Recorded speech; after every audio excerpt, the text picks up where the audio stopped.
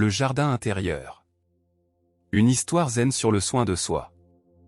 Dans les montagnes brumeuses du Tibet, où le vent murmure des secrets millénaires, vivait un moine nommé Tenzin qui découvrit la vérité la plus précieuse. Avant de pouvoir prendre soin du monde, nous devons apprendre à prendre soin de notre propre jardin intérieur. Ce n'est pas seulement l'histoire d'un moine lointain. C'est ton histoire. C'est l'histoire de chaque personne qui a oublié qu'elle mérite sa propre compassion, qui a laissé les épines du stress croître dans son cœur, ou qui a cherché la paix au mauvais endroit. Accompagne-nous dans ce voyage en 8 chapitres où tu découvriras, aux côtés de Tenzin, que le soin de soi n'est pas de l'égoïsme mais de la sagesse, que la gentillesse envers soi-même est le premier pas vers l'illumination, et que dans l'art de prendre soin de soi réside le secret d'une vie pleine. Chaque chapitre de cette histoire zen t'invitera à réfléchir, à faire une pause et à te rappeler que toi aussi tu mérites l'amour et le soin que tu donnes si généreusement aux autres. Es-tu prêt à cultiver ton propre jardin intérieur? Chapitre 1, le moine épuisé. Au sommet des montagnes tibétaines, où les nuages caressent les sommets enneigés, s'élevait le monastère de la sérénité éternelle. Là, le moine Tenzin était connu de tous sous le nom de « l'infatigable ». Depuis avant l'aube jusqu'après le crépuscule, il se consacrait à prendre soin des autres, il préparait le thé pour les moines âgés, consolait les visiteurs affligés, réparait les toits endommagés par les tempêtes, et méditait pendant des heures en demandant la paix pour le monde entier. Ses mains, rugueuses à force de travail constant, ne se reposaient jamais. Ses yeux, bien que brillants de bonté, montraient une fatigue qui croissait jour après jour. Les autres moines l'admiraient, mais s'inquiétaient aussi de le voir s'éteindre lentement, comme une bougie qui se consume sans pause. Un matin, alors que Tenzin balayait la cour principale avec des gestes mécaniques, il s'effondra sur les pierres froides. Son corps, qui avait porté tant d'amour pour les autres, ne pouvait plus se soutenir lui-même. L'abbé du monastère, un vieil homme sage à la barbe blanche comme la neige, s'approcha et aida Tenzin à se relever. D'une voix douce mais ferme, il lui dit : « Cher Tenzin, tu as oublié le premier enseignement du jardin, si tu n'arroses pas la racine, l'arbre ne pourra pas porter de fruits. » Chapitre 2, la première leçon. Tenzin fut conduit dans une petite pièce silencieuse, où l'abbé l'invita à s'asseoir devant un jardin miniature. Au centre se trouvait un petit arbre flétri, entouré de fleurs qui semblaient elles aussi sur le point de mourir. Ce jardin, expliqua l'abbé, représente ta vie intérieure. Observe comment toutes les plantes souffrent parce que le jardinier a oublié de prendre soin de la terre qui les soutient. Tenzin regarda le jardin les yeux embués de larmes. Mais maître, dit-il, j'ai toujours pris soin des autres. N'est-ce pas ce que nous devons faire? Le vieil homme sourit avec compassion.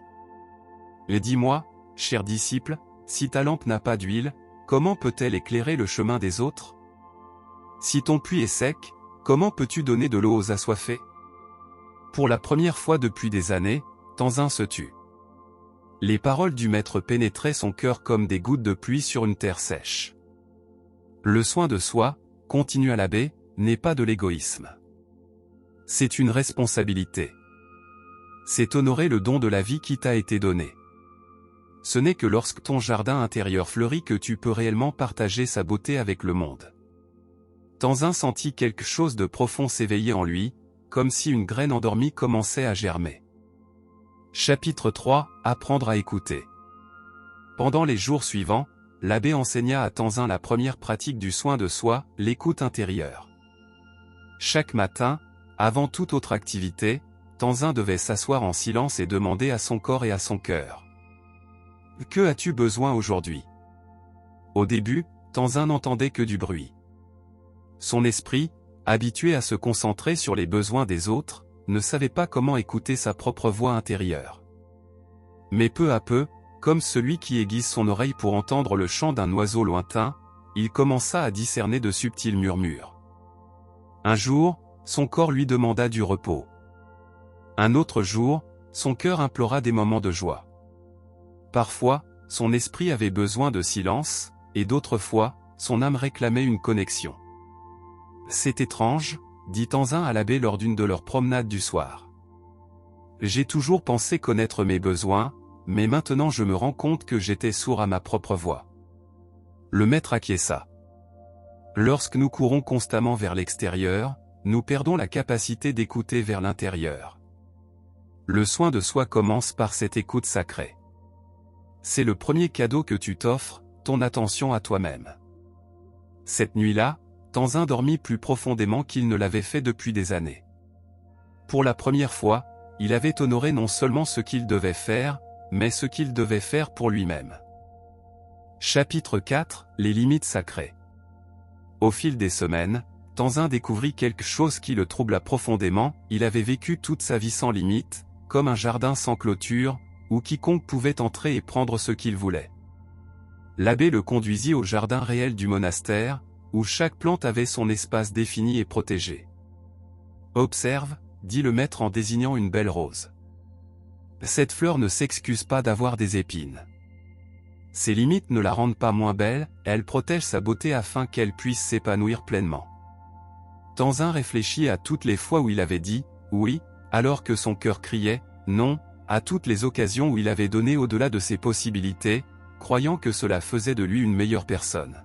« Mais maître, demanda-t-il avec inquiétude, comment puis-je établir des limites sans blesser les autres? N'est-ce pas cruel de dire non ?» L'abbé sourit avec tendresse. « Cher Tenzin, est-ce cruel que le fleuve ait des rives? Sans elles, il se transformerait en marécage. Tes limites ne sont pas des murs pour éloigner l'amour, mais des canaux pour qu'il coule de manière saine et durable. » Cette semaine-là, Tenzin pratiqua le fait de dire « non » pour la première fois. Ce fut difficile au début, mais il découvrit progressivement que lorsqu'il protégeait son énergie et son temps, il pouvait offrir une meilleure qualité dans son service aux autres. Il apprit que les limites sacrées ne diminuaient pas son amour, elles le purifiaient. Chapitre 5 – Le rituel de l'autocompassion. Un matin, alors que Tenzin pratiquait la méditation, il fut surpris de se rendre compte à quel point il était dur envers lui-même. Sa voix intérieure était remplie de critiques, d'exigences et de jugements qu'il n'oserait jamais adresser à quelqu'un d'autre. L'abbé, observant l'expression préoccupée de son disciple, l'invita à participer à un rituel spécial. Il le conduisit à une fontaine cristalline au cœur du jardin du monastère. « Regarde ton reflet, » ordonna le maître, « et parle-lui comme tu parlerais à ton meilleur ami qui souffre. » Tenzin se regarda dans l'eau et, pour la première fois, vit réellement son visage, fatigué, rempli de bonté, mais marqué par des années d'auto-exigence. Les larmes aux yeux, il commença à se parler avec la même gentillesse qu'il avait toujours offerte aux autres. « Tu as beaucoup travaillé », se dit-il doucement. « Tu mérites du repos. Tu mérites de l'amour. Tu es suffisant tel que tu es. » L'autocompassion, expliqua l'abbé, est le baume qui guérit toutes les blessures intérieures. Lorsque tu es gentil avec toi-même, tu irradies cette gentillesse vers le monde. Lorsque tu pardonnes tes erreurs, tu peux véritablement pardonner aux autres. À partir de ce jour, Tenzin établit un rituel quotidien. Chaque soir, il s'asseyait près de la fontaine et se disait des paroles d'amour et de compréhension. Peu à peu, la voix critique en lui se transforma en une voix alliée et aimante. Chapitre 6 – L'équilibre des saisons. L'automne arriva au monastère, et avec lui, une profonde leçon. L'abbé emmena Tenzin se promener dans la forêt, où les arbres montraient leurs feuilles dorées avant de les laisser tomber. « Observe, » dit le maître, « comment la nature comprend l'équilibre parfait. Il y a un temps pour grandir, un temps pour fleurir, un temps pour lâcher prise, et un temps pour se reposer. Cependant, les humains essaient souvent de rester toujours au printemps. » Tenzin contempla les arbres qui se dépouillaient de leurs feuilles sans résistance, sans honte, se préparant pour le repos hivernal. « J'ai vécu comme si c'était toujours l'été, » réfléchit Tenzin. « Toujours donner, toujours grandir, sans jamais permettre à mon hiver d'arriver. » L'abbé acquiesça. Le soin de soi inclut l'honneur des saisons de ton âme. Il y aura des jours où tu devras être comme le printemps, plein d'énergie et de nouveaux projets. D'autres jours, tu devras être comme l'été, abondant et généreux. Certains moments demanderont d'être comme l'automne, lâchant ce qui ne sert plus. Et d'autres fois, tu devras être comme l'hiver, dans le calme et la contemplation. Cette saison-là, Tenzin apprit à lire les saisons de son propre être et à honorer chacune sans jugement. il découvrit que lorsqu'il respectait ses cycles naturels, son énergie se renouvelait de manière surprenante. Chapitre 7, l'art de recevoir. L'hiver recouvrit le monastère d'un manteau de neige blanche et de profond silence. C'est pendant cette période que Tenzin affronta sans doute son plus grand défi, apprendre à recevoir. Lorsqu'il tomba malade avec une forte fièvre, les autres moines voulurent prendre soin de lui, mais il insistait pour se lever et continuer ses tâches. L'abbé observa cela avec sagesse et décida d'intervenir. « Cher Tenzin, lui dit-il en le trouvant en train d'essayer de nettoyer la chapelle avec des mains tremblantes, pourquoi est-il plus sacré de donner que de recevoir ? Parce que donner, c'est le service, maître. Recevoir est égoïste. » Le vieil homme s'assit à côté de lui.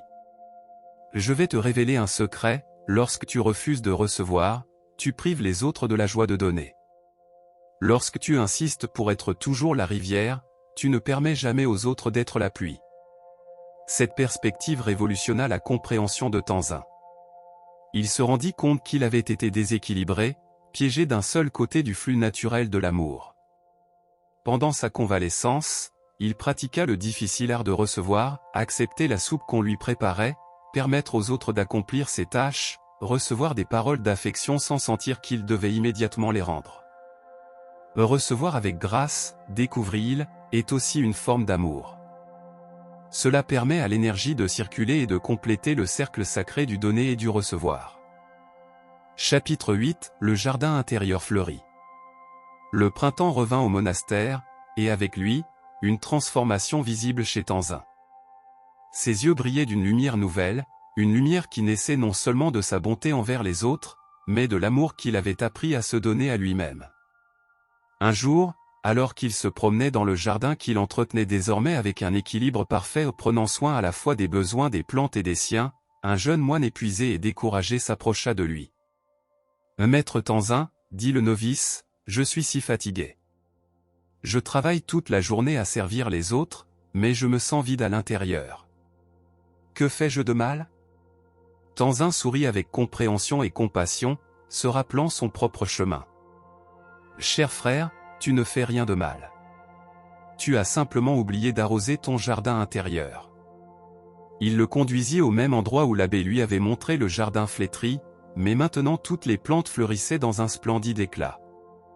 Le soin de soi, expliqua Tenzin d'une voix douce mais ferme, n'est pas la fin du service aux autres, mais son véritable commencement.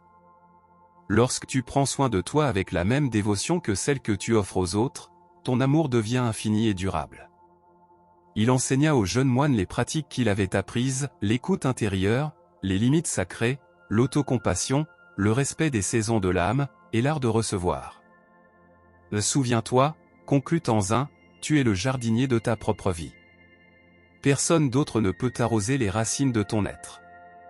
Lorsque tu honores cette responsabilité sacrée, non seulement ta paix et ta joie fleurissent, mais ton jardin devient un refuge de beauté pour tous ceux qui ont la chance de te connaître. Le jeune moine s'éloigna avec une nouvelle compréhension brillant dans ses yeux, et Tenzin sut que la graine de sagesse que l'abbé avait plantée en lui continuerait désormais à germer dans d'autres cœurs.